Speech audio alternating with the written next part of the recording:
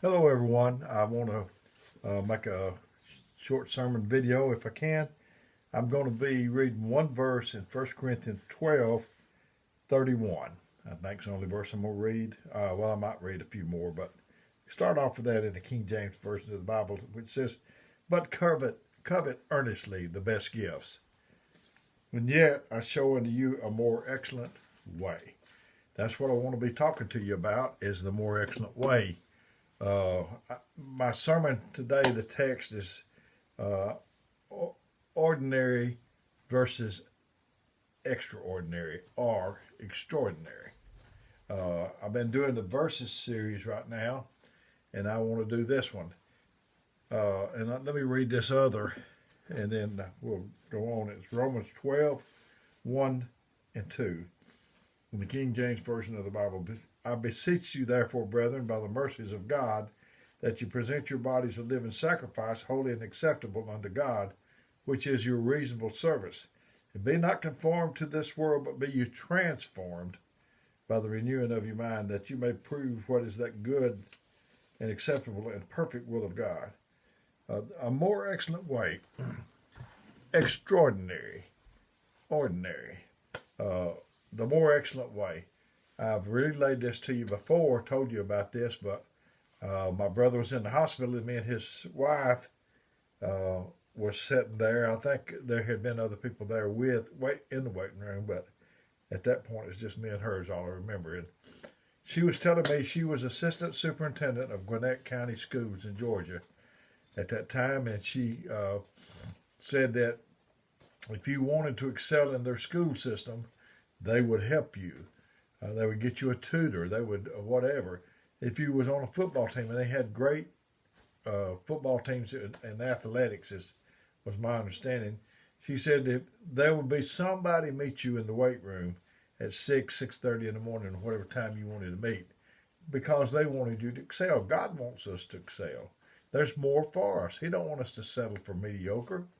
And she said if you wanted to do better in academics, they would get you a tutor, and they would meet you down there at the 6:30 or whatever.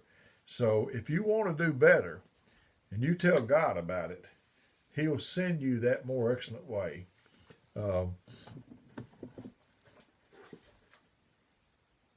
he said, "Be not conformed to this world, but be you transformed by the renewing of your mind." You have to.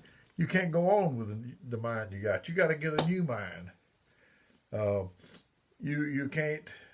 You can change your calendar. You can change this and that and other. Your hairstyle or whatever. If you got hair, I don't hardly have much, but you got to change your mind. That's what you got to change.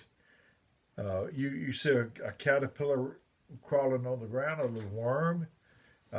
There's nothing about that caterpillar that will let you know that it's going to be a beautiful butterfly. It's transformed into that.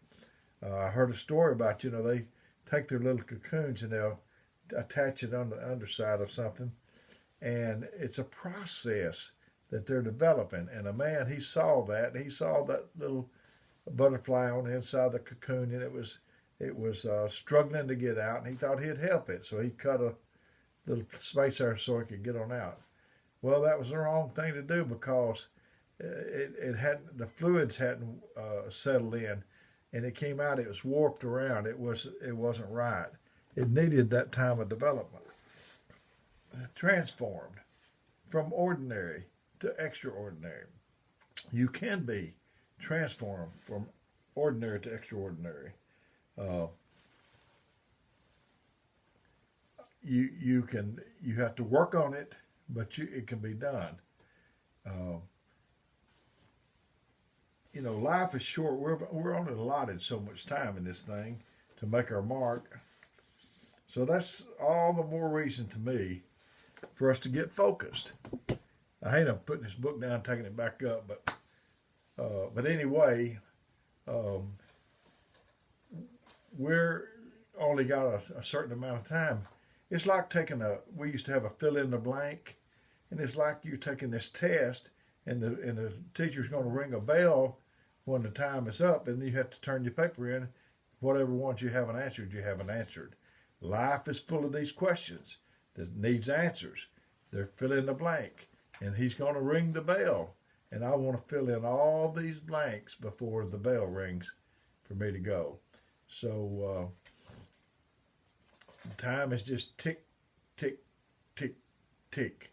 It's precious. We got to use it. So we got to stay focused. Got to stop producing things that don't make your soul sing. You got to stop dealing with things that make no impact or no difference. Determine what really matters to you and at this stage of life, and just get about it. Get to doing it. I don't think I told you this yet, but I remember old Superman. He was Clark Kent. He was had those horn rim glasses. He worked in an office with Lois Lane, and I forget what the rest of his name was, but he was just a nerd, and they didn't pay no attention to him. And that emergency would arrive, and old Clark would scoot on out of there. Where's Clark after a while? Well, he had went to the phone booth, and he would take, he had his Superman suit on up underneath his, what he wore to work, and he'd just take the outside off, and there he was Superman, transformed. We look like ordinary people. I look like just an ordinary person. Maybe somebody can do wrong, but underneath this, God is there for me. Nobody's interested in following ordinary. Who wants to follow ordinary? Who's going to listen to ordinary? Ordinary people just become invisible people. Jesus kind of calls them the salt of the earth. And he talks about the salt lost its savor.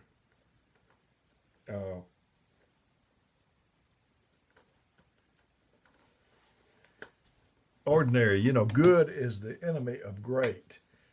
So many people settle for good, and they don't try to go on to great.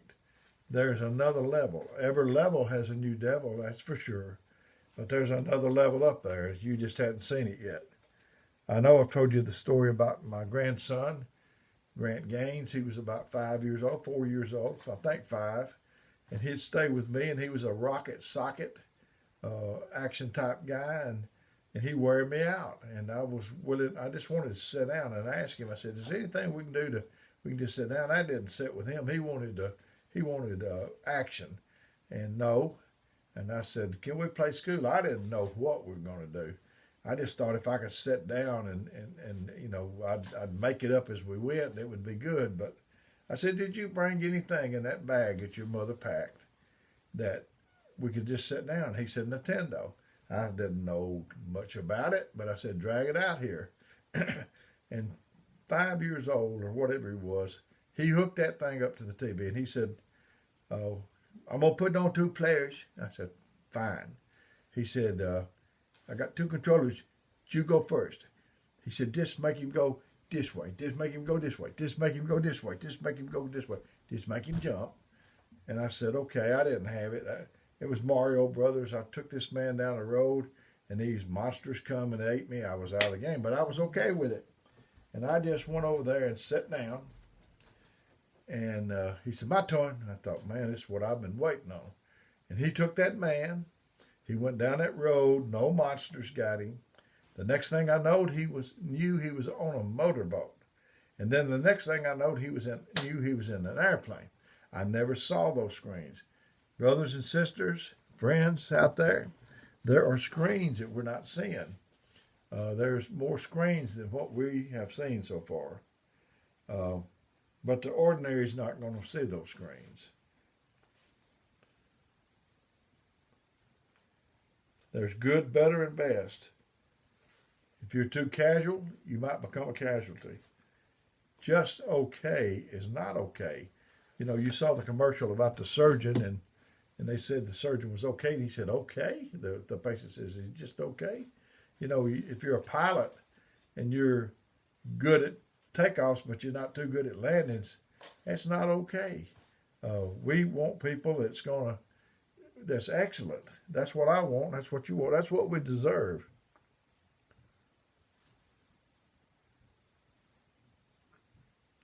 But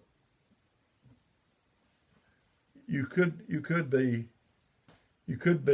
so casualty that you'll become a casualty. We go to the doctor. Some of us do. Some do.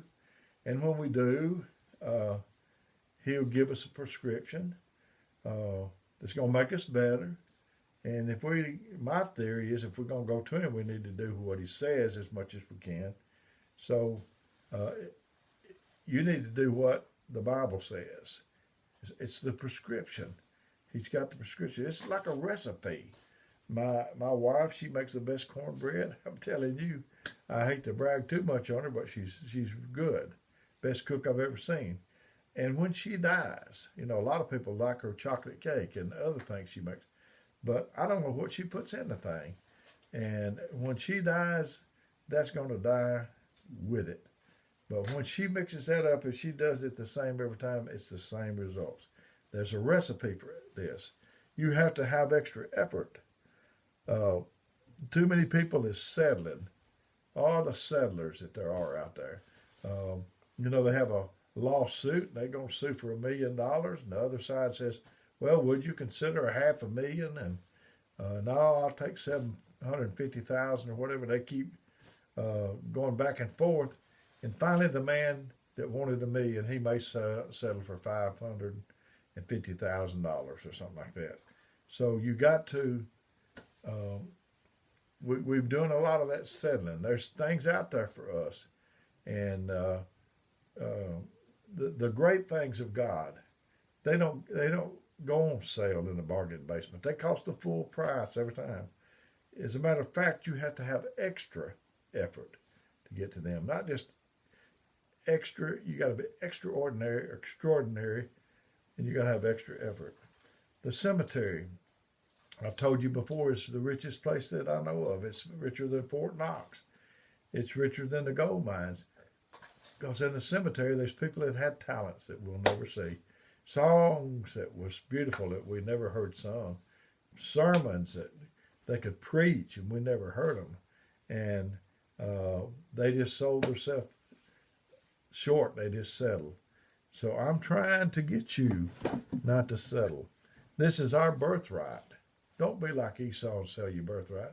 This belongs to us. It's our inheritance to get to pass on to our children and their children. So I want to be extraordinary. I want you to be extraordinary, and I don't want us to settle for less. Because if we do, by the time it gets down to our children and their children, they're not even gonna recognize it as we had it and as we saw it. So may God bless you is my prayer. My phone number is 256-508-4410. And you can call or text me. I might not get back to you right away. But the reason I'm giving this number out to you is because I care about you. Who you talking to, brother? I'm talking about whoever's listening to this. I care about you. And I want to help you as much as I can. And so may God bless you until we do this again.